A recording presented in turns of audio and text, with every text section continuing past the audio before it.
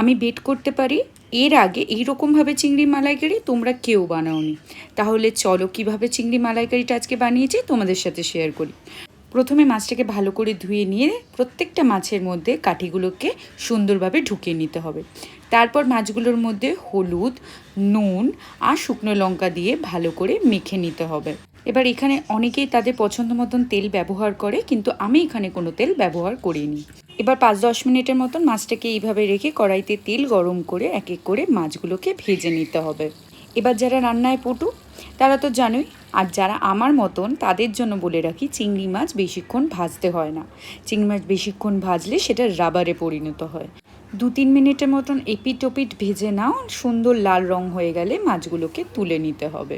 চিংড়ি মালাইকারির মশলা বানানোর জন্য আমি এখানে নিয়ে নেব 4টে পেঁয়াজ, আর ঝাল যতটা খেতে চাও সেই অনুযায়ী লঙ্কা সুন্দর করে পেস্ট করে নিলাম। এবার ওই মাছ ভাজার তেলে দিয়ে দিলাম আস্ত কিছু গরম মশলা, আর দিয়ে দিলাম পুরো পেঁয়াজ আর লঙ্কার পেস্টটা। আমি চিংড়ি মালাইকারিতে রসুন ব্যবহার করি না, দিই সামান্য আদা, তাই দিয়ে দিলাম আদা বাটা, আর ভালো করে মশলাটাকে কষিয়ে নিয়েছি। এবার জল কিছুটা শুকিয়ে এলে দিয়ে দেবো বেসিক কিছু মশলা, লঙ্কার গুঁড়ো, জিরের গুঁড়ো, ধনের গুঁড়ো, নুন আর সামান্য চিনি।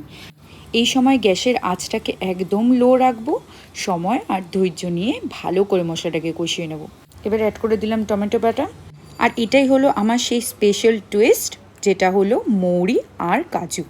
অ্যান্ড ট্রাস্ট মি, মৌরি অ্যাড করাতে ফ্লেভারটা একদম অন্যরকম হয়ে গেছিলো আর খেতে দারুণ লেগেছিলো। সবশেষে অ্যাড করে দাও কোকোনাট মিল্ক, আর আমাদের চিংড়ি মাছের মালাইকারি একদম রেডি। তাহলে মৌরি অ্যাড করে চিংড়ি মাছের মালাইকারি অবশ্যই বানিও, আর আমাকে কমেন্টে জানিও। টাটা।